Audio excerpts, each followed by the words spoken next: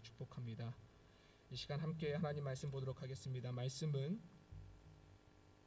마태복음 26장 26절부터 29절 말씀입니다.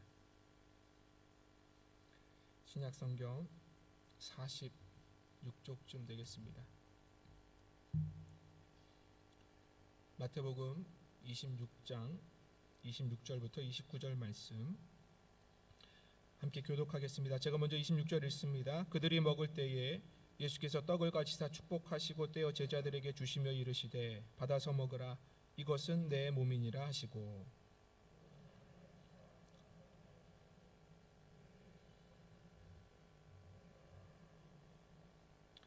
이것은 죄사함을 얻게 하려고 많은 사람을 위하여 흘리는 바 나의 피 곧 언약의 피니라.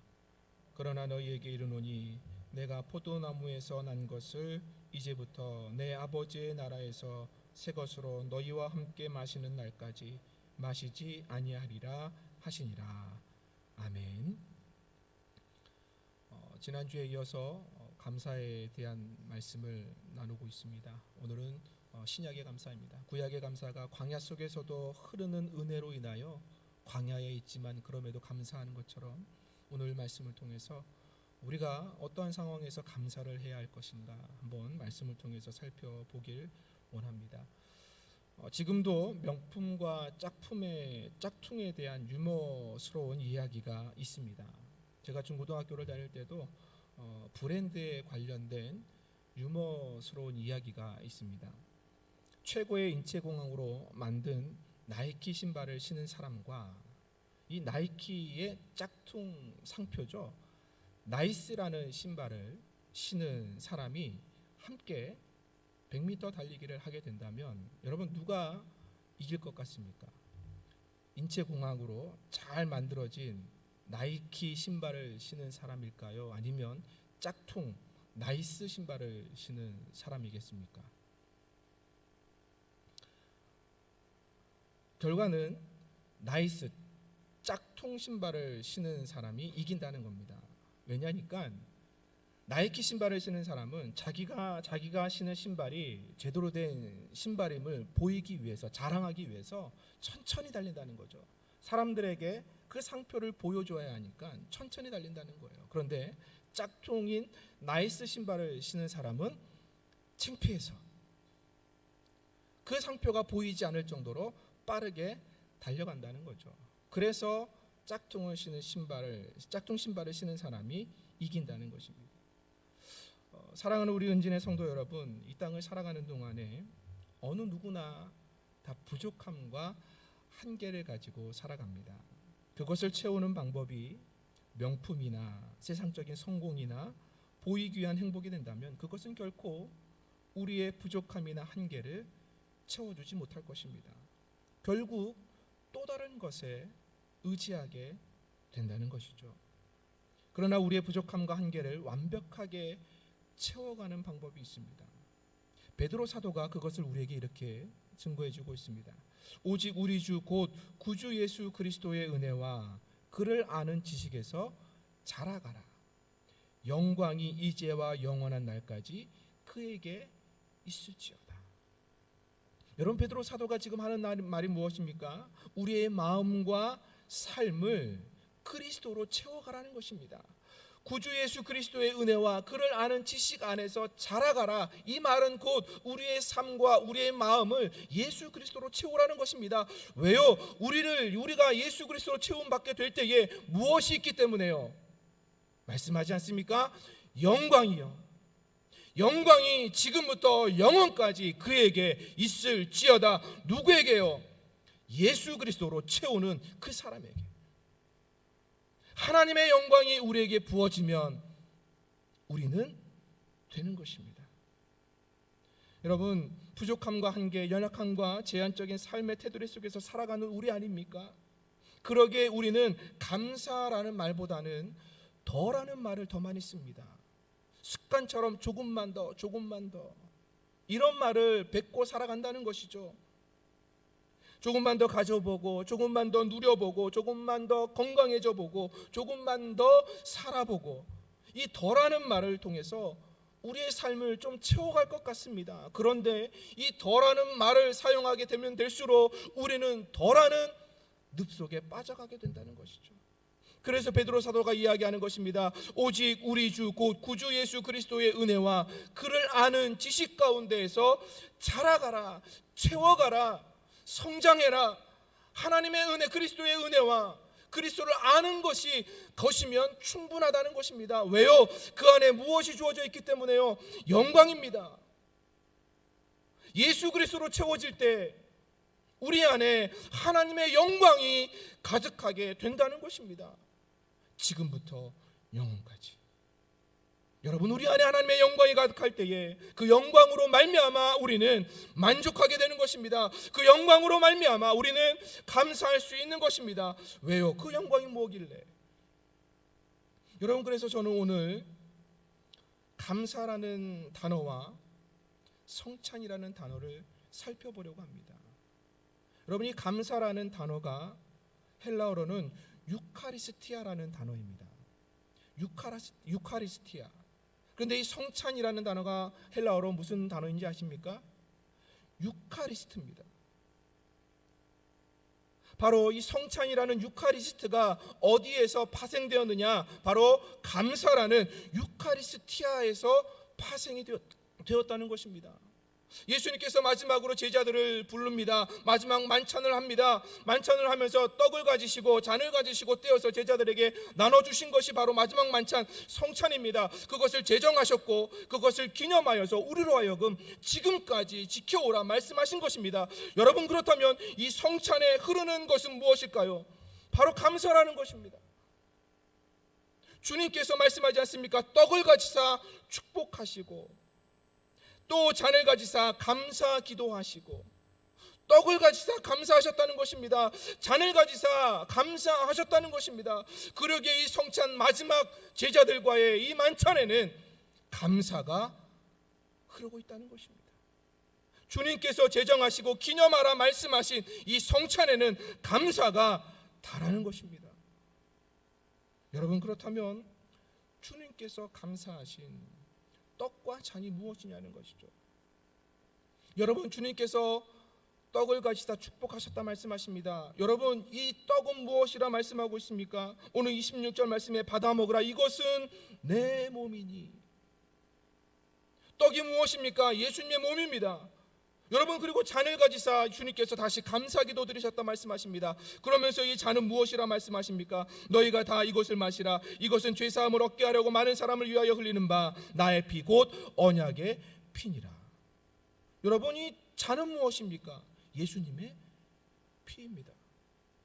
예수님께서 제자들에게 감사하신 후에 나눠주신 떡과 잔이 무엇입니까? 예수님의 몸과 예수님의 피를 나눴다는 것입니다. 여러분, 이 떡과 잔이 바로 예수님께서 말씀하신 자신의 몸과 자신의 피인데, 여러분, 그렇다면 이 떡과 잔이 말씀하고 있는 한 단어가 무엇일까요? 그것이 바로 십자가입니다.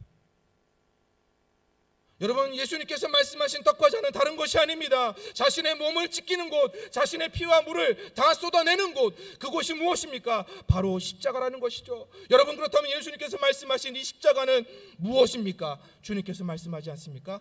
감사라고요. 여러분, 그러면 의문 들지 않습니까? 왜 십자가가 감사냐는 것이죠. 왜 예수님께서 자기의 몸이라고 말씀하신 그 떡, 자신의 피라고 말씀하신 그 잔이 감사고 그것을 대표하는 십자가가 왜 감사냐는 것입니다. 말씀을 몇 구절 제시하겠습니다.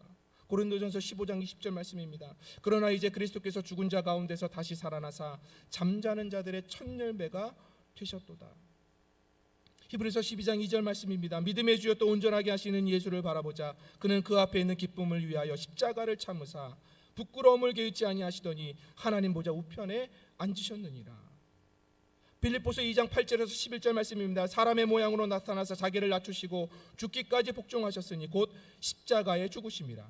이러므로 하나님이 그를 지극히 높여 모든 이름 위에 뛰어난 이름을 주사 하늘에 있는 자들과 땅에 있는 자들과 땅 아래에 있는 자들로 모든 무릎을 예수의 이름에 꿇게 하시고 모든 입으로 예수 그리스도를 주라 시인하여 하나님 아버지께 영광을 돌리게 하셨느니라.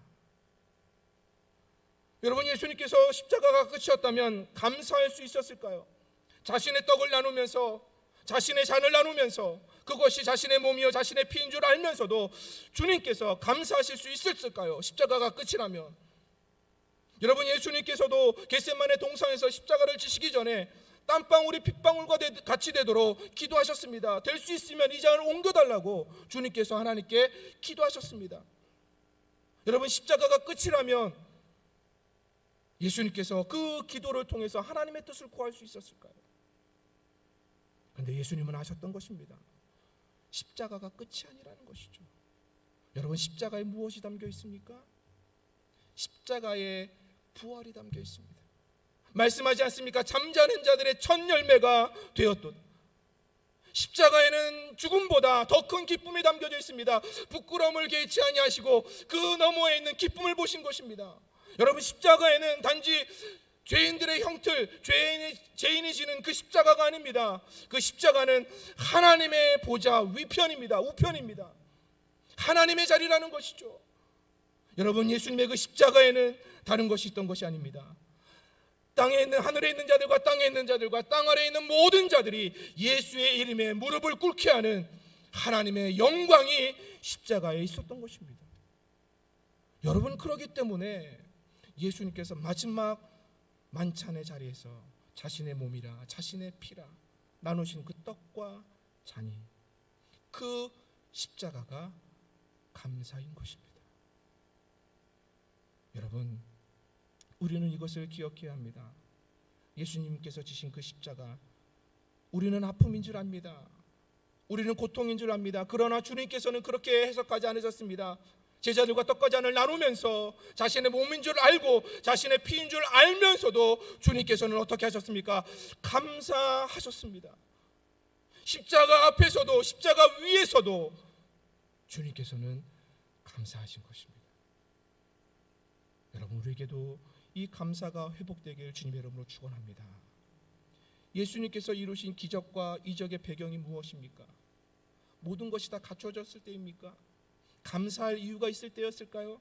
아닙니다. 아플 때입니다. 없을 때입니다. 고통할 때입니다. 부족할 때입니다. 연약할 때입니다. 없을 때입니다. 그때 주님께서 기적을 이루십니다. 여러분, 그렇기 때문에 우리는 아플 때이든지 우리가 건강할 때이든지 우리가 가졌을 때이든지 아니면 잃어버렸을 때이든지 아니면 우리가 연약할 때이든지 부족할 때이든지 우리의 한계를 느낄 때이든지 아니면 우리가 낭떠러지 앞에 비록 있다 할지라도 우리는 그럼에도 불구하고 감사할 수 있는 것입니다. 왜요? 그 십자가에 하나님의 영광이 있기 때문에. 여러분, 십자가로 주어진 영광, 그것 때문에 우리는 감사하는 것입니다. 여러분, 그러기에 신약의 감사는 다른 것이 아닙니다. 십자가로 주어진 영광, 그것을 바라보면서 우리가 감사하는 것입니다. 여러분, 그렇다면 십자가로 주어진 그 영광을 어떻게 우리의 삶의 자리에서 찾아낼 수 있느냐는 것이죠.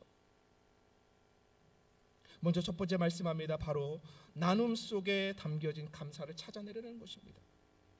예수님께서 제자들과 마지막 만찬을 어떻게 하셨습니까? 자신의 몸과 자신의 피를 주셨습니다. 나눴다는 것이죠. 가장 귀하고 가장 값진 것, 그 어느 누구도 할 수 없는 것을 예수님께서 제자들에게 다 나눠주셨다는 것입니다. 떡을 가지사 그것을 찢어서 나눠주시면서 다 먹으라, 잔을 가지시고 그것을 또 나눠주시면서 너희가 다 마시라, 주님께서 그렇게 말씀하셨습니다. 제자들에게 다 주신 것입니다. 여러분, 움켜쥐려고 해야 잘 사는 것 같습니다. 그러나 성경은 그렇게 말씀하지 않습니다. 움켜쥐려고 하면 오히려 우리의 손아귀에서 나갑니다. 그래서 성경은 말합니다. 펴라는 것입니다. 움켜쥐는 것이 아니라 필 때 강해진다는 것입니다. 나누는 것이 힘이라고 말씀하는 것입니다. 나눌 때의 참된 감사의 의미가 우리 삶의 자리에 새겨진다는 말씀입니다. 여러분, 나누지 못함으로 인해서 하나님 앞에 버림받은 한 인물이 있습니다. 사무엘상 25장에 보면 나발이라는 사람이 나옵니다. 이 나발은 양 3,000마리와 염소 1,000마리를 키우고 있었습니다. 성경에 보면 그가 부하게 살았다라고 말씀을 합니다. 부자였던 것이죠. 나발은 해마다 양털을 깎기 위해서 갈멜이라는 곳에 갑니다. 그때도 마찬가지로 양털을 깎기 위하여 갈멜이라는 곳에 가게 됩니다. 그런데 이 갈멜이라는 곳에서 양털을 깎게 될 때에 이 나발을 위협하던 것들이 많이 있었습니다. 들짐승들도 있었을 것이고 도적대도 있었을 것입니다. 그런데 그 해에는 어느 것도 나발의 양털을 깎는데 위협이 되지 않습니다. 왜냐니까 그 주변에 다윗이 사울 왕을 피하여 도망하다가 그 주변에 진영을 꾸린 거예요. 다윗과 다윗을 따르는 무리들이 400명, 500명, 600명 되는 그 사람들이 함께 모여 있는 것입니다. 그래서 나발이 안전하게 자신의 양털을 다 깎습니다. 그래서 성경은 이렇게 증거합니다. 우리가 양을 지키는 동안에 그들이 우리와 함께 있어 밤낮 우리에게 담이 되었습니다. 다윗이 나발의 양털을 깎는데 담이 되어주신 것입니다. 안전한 보호가 되어준 것이에요. 나발의 양털을 다 깎습니다. 축제가 벌어졌어요. 나발이 축제를 합니다. 그래서 다윗이 도망자 신세 아닙니까? 얼마나 자기를 따르는 사람들이 배가 고프겠습니까? 그래서 사람을 보냅니다. 사람을 보내서 내가 이렇게 해주었으니 우리에게 좀 먹을 것을 달라 부탁을 하러 사람을 보냈습니다. 그런데 나발이 단칼에 거절합니다. 오히려 모욕합니다.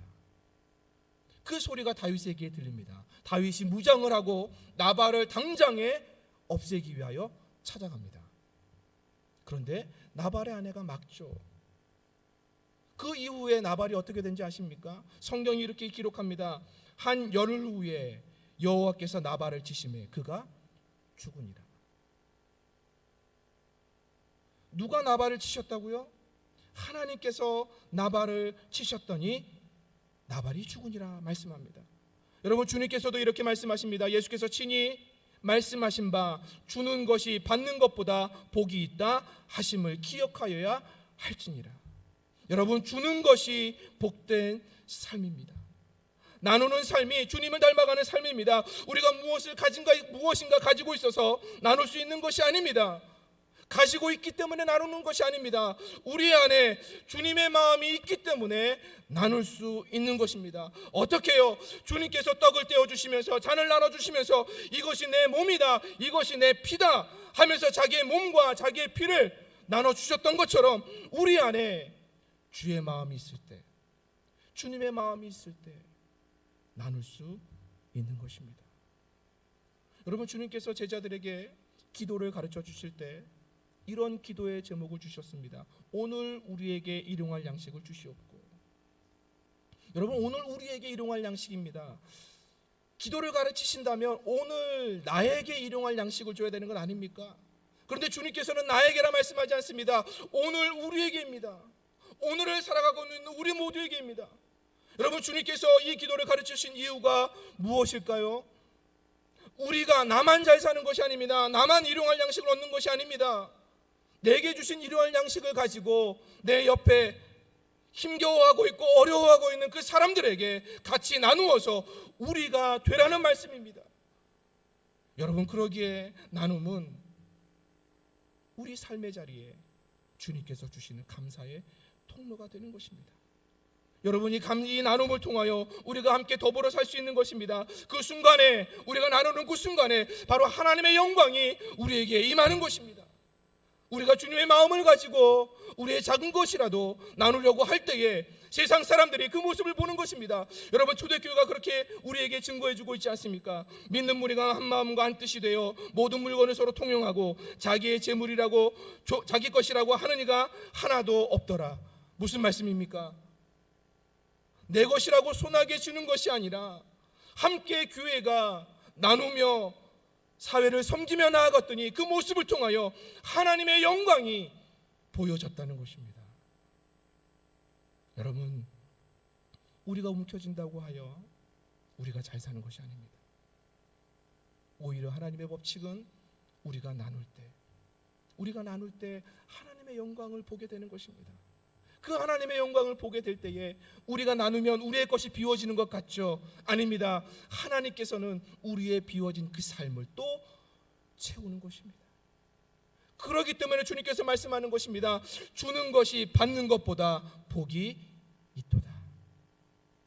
여러분, 우리 은진교회가 나누는 교회가 되길 주님의 이름으로 축복합니다. 우리 은진의 성도들이 주의 마음을 품고 주님께서 떡과 잔을 나누셨던 것처럼 우리도 나누는 그러한 은진의 성도들 되길 주님의 이름으로 축원합니다. 우리가 나눌 때에 세상이 하나님의 영광을 보는 것입니다. 우리가 나눌 때에 우리의 삶이 비워지는 것이 아니라 오히려 우리의 삶의 자리에 하나님의 영광이 임하여 그 영광으로 채워지는 것입니다. 그렇기 때문에 우리는 나눔을 통하여 다시금 감사를 고백할 수 있는 것입니다. 여러분 안에 이 나눔을 통하여 감사를 고백할 수 있는 축복이 있기를 주님의 이름으로 축원합니다. 두 번째로 말씀합니다. 바로 섬김 속에 담겨진 감사를 찾아내라는 것입니다. 예수님께서 떡을 자신의 몸으로 그리고 잔을 당신의 피로 말씀하셨습니다. 제자들을 위하여 떡을 주시고 잔을 나누셨다는 것은 예수님의 몸과 피를 다 주셨다는 것이죠. 이는 곧 예수님의 모든 것을 다해서 제자들을 섬겼다는 것을 말씀합니다. 여러분, 예수님께서 이 땅에 오신 목적을 무엇이라 말씀하십니까? 인자가 온 곳은 섬김을 받으려 함이 아니라 도리어 섬기려 하고 자기 목숨을 많은 사람의 대속물로 주려 함이니라. 예수님께서 이 땅에 오신 목적이 무엇입니까? 섬김을 받으려 함이 아니라 오히려 섬기기 위하여 이 땅에 오셨다. 주님께서 말씀하십니다. 예수님이 누구이십니까? 만왕의 왕 아니십니까? 창조주 아니십니까? 만주의 주 아니십니까? 왕이시고 주인이신 그분이 오히려 섬김을 받아야 되는 것 아닙니까? 그런데 말씀합니다. 나는 섬기기 위하여 왔다. 예수님께서 당연히 그렇게 말씀하십니다. 그러면서 만찬의 자리에서도 자신의 몸인 떡을 주시면서 자신의 피인 잔을 나누면서 그 모든 것을 다 제자들에게 주면서까지 제자들을 섬기셨습니다. 십자가에 달리시기까지 온 인류를 섬기셨다 말씀하는 것입니다. 여러분, 우리는 이렇게 생각하지 않습니까? 나는 섬김을 받는 사람이고 너는 섬겨야 하는 사람이다. 세상에 보는 관점이 그렇습니다. 지위가 높으면 지위가 낮은 사람이 지위가 높은 사람을 섬겨야 합니다. 권력을 가지고 있으면 권력을 가지고 있지 않은 사람이 권력을 가지고 있는 사람을 섬겨야 합니다. 힘이 있으면 힘을 가지고 있는 사람을 힘을 가지고 없는 사람이 섬겨야 합니다. 돈이 있으면 돈을 가지고 있는 사람을 돈이 없는 사람이 섬겨야 합니다. 여러분, 세상의 관점은 그렇습니다. 강한 자, 약한 자가, 부족한 자가, 아쉬운 자가 오히려 강한 자를 섬기는 것이 세상의 이치입니다.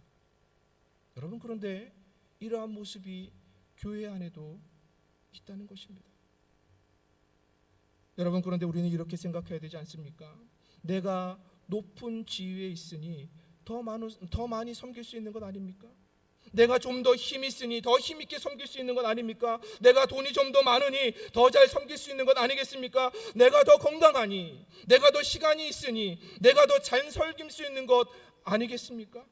그런데 왜 우리가 섬기지 못합니까? 내 것이라 생각하기 때문에.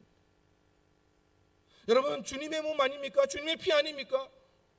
주님 것 아닙니까? 그런데 그럼에도 불구하고 그것을 다 찢어서, 그것을 다 나누어서 제자들에게 주시면서 십자가 위에서까지 예수님께서는 섬기셨습니다. 왜 그렇게 하신 것입니까? 왜 그렇게 하신 것입니까? 주님께서도 그렇게 약하셨기 때문입니까? 아무것도 없었기 때문입니까? 아쉬웠기 때문이었을까요? 아닙니다. 우리 주님은 여러분들 아시는 것처럼 만왕의 왕이요 만주의 주시요 가장 강하신 분이십니다. 가장 힘 있으신 분이십니다. 모든 것을 말씀 한마디면 다 이루실 수 있는 분이 우리 주님이십니다. 그런 주님이 뭐가 아쉬워서 섬겨야 하셨을까요? 여러분, 우리가 주님의 섬김을 통해서 깨달아야 할 것이 무엇인지 아십니까? 결코 약한 자가 섬기는 것이 아닙니다. 아쉬운 자가 섬기는 것이 아닙니다. 부족한 자가 섬기는 것이 아닙니다. 연약한 자가 섬기는 것이 아닙니다. 오히려 강한 자가 섬기는 것입니다. 있기 때문에 섬기는 것이 아니라 강하기 때문에 섬길 수 있는 것입니다.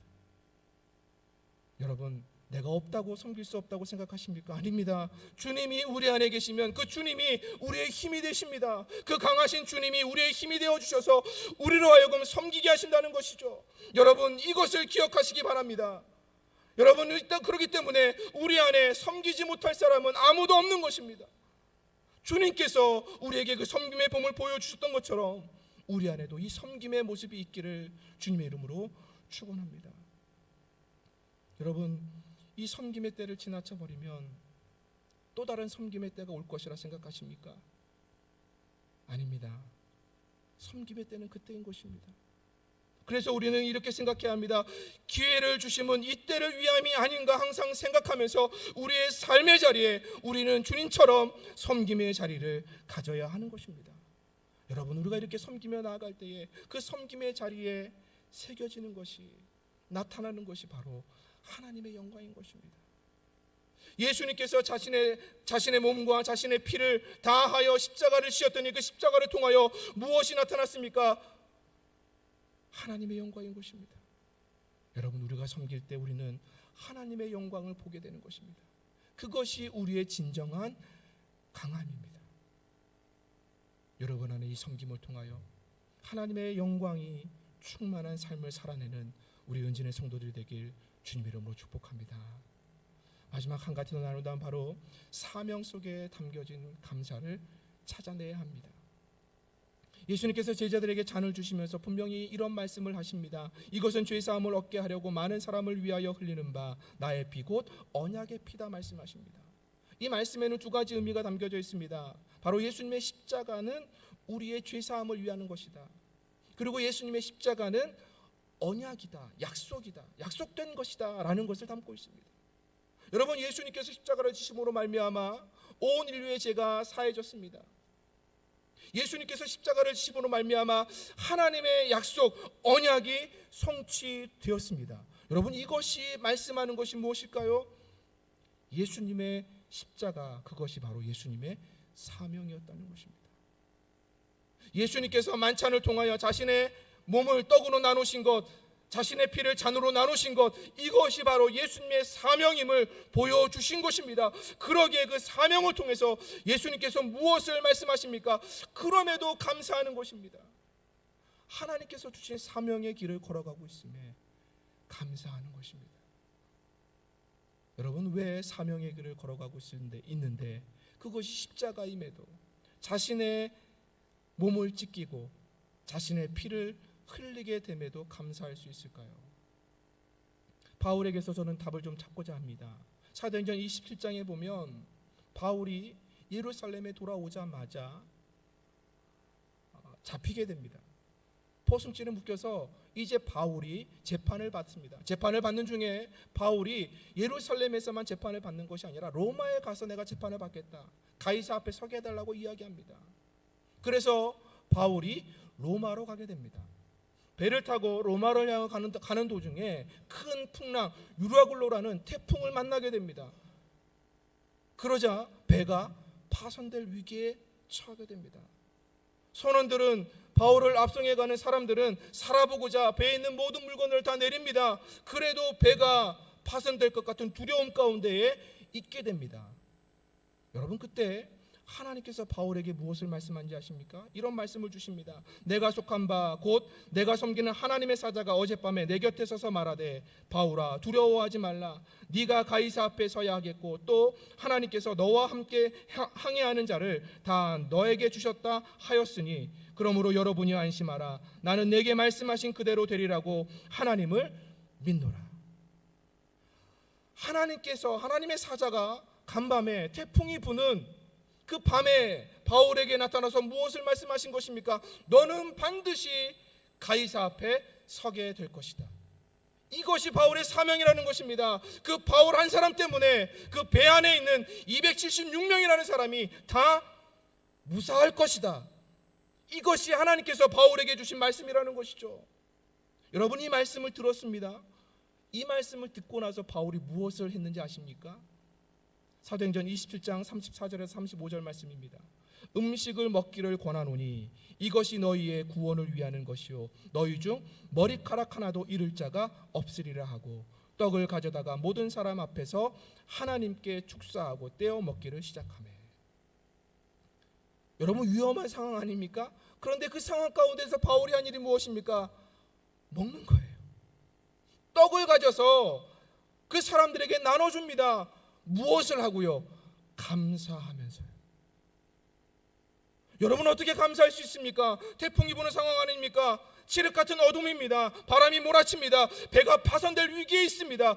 여러분, 그럼에도 불구하고 바울이 어떻게 감사하면서 먹을 것을 사람들에게 나눠줄 수 있느냐는 것이죠. 그 이유가 어디 있을까요? 하나님으로부터 사명을 받았기 때문입니다. 여러분, 하나님께서 사명을 주신 그 사람은요, 상황과 환경에 무너지지 않습니다. 아무리 나를 압박하고 나를 힘들게 하고 나를 어렵게 하는 상황과 환경일지라도, 풀려지지 않는 모습이 나에게 보인다 할지라도, 하나님의 사명을 가지고 살아가는 사람은 그 사명으로 인하여 무너지지 않습니다. 오히려 그 사명 때문에 바울처럼 뭐합니까? 감사한다는 것입니다. 왜요? 하나님께서 그 사명을 통하여 나를 통해 일하시기 때문에. 그 사명을 통하여 결국 나에게 주어지는 것이 무엇이겠습니까? 하나님의 영광인 것입니다. 사명을 이루면서 내 이름이 드러나는 것이 아닙니다. 하나님께서 주신 그 사명을 이루어갈 때에 나의 명성이 드러나는 것이 아닙니다. 하나님의 영광인 것이죠. 우리가 사명자로 살아갈 때 하나님은 우리의 삶에 하나님의 영광을 부으시는 것입니다. 우리를 하나님의 영광의 길로 인도하시는 것입니다. 그러기에 사명자는 어떠한 상황과 환경 가운데에서도 감사할 수 있습니다. 여러분, 여러분의 삶의 자리가 힘겹습니까? 어렵습니까? 하나님의 사명을 붙드십시오. 하나님의 사명자임을 깨달으십시오. 그러면 그 안에서 오히려 감사하게 될 것입니다. 바울처럼 감사를 노래하게 될 것입니다. 이 감사를 통하여 하나님께서 이루신 그 사명이 우리 안에 하나님의 영광으로 임하시기 때문입니다. 여러분, 이 영광을 바라보시기 바랍니다. 여러분, 이제 말씀을 맺겠습니다. 여러분, 그렇다면 우리의 십자가가 세워져야 할 부분은 어디일까요? 예수님께서 이 십자가를 통하여 하나님의 영광을 바라보시고 약속하시고 그것을 우리에게 말씀해 주셨습니다. 여러분, 그렇다면 우리가 주님의 떡과 주님의 잔을 맞은 사람으로서 우리가 세워져 가야 할 그 십자가, 우리가 세워가야 할 그 십자가가 어디이겠습니까? 그것은 바로 오늘 우리가 서 있는 이 자리가 되어야 합니다. 오늘 이 자리에서 우리가 주님의 그 십자가를 세워갈 때에 그 십자가가 우리에게 아픔이 될 수 있고, 우리에게 연약함이 될 수 있고, 우리에게 고통이 될 수 있고, 우리에게 아쉬움이 될 수 있고, 우리가 감당하지 못하는 힘겨움이 될 수 있다 할지라도 하나님 그 십자가에 영광을 담아 놓으셨다는 것이죠. 그러기에 우리는 나눌 수 있는 것입니다. 내 몸이라도 내 피라도 나눌 수 있는 것입니다. 그러기에 우리는 섬길 수 있는 것입니다. 가장 연약해 보이는 자라 할지라도 그 자리에 엎드려 섬길 수 있는 것입니다. 그러기에 우리는 포기하지 않고 끝까지 사명자의 길을 걸어가는 것입니다. 왜요? 영광이요, 하나님의 영광을 보는 것입니다. 나눌 때에, 섬길 때에, 우리가 사명을 감당할 때에 우리의 삶의 자리에 부으시는 그 하나님의 영광, 그 영광을 바라볼 때 우리는 더없이 감사할 수 있는 것입니다. 여러분, 이것이 십자가로 주어진 영광이요, 우리가 감사해야 될 이유인 줄 믿습니다. 여러분, 이게 한 주간도 주님 안에서 이 감사를 회복하여서 여러분의 삶의 자리에 주님께서 세우신 그 십자가가 무너지지 않고 다시 세워짐으로 말미암아 하나님의 영광이 충만한 삶이 되길 주님의 이름으로 축원합니다.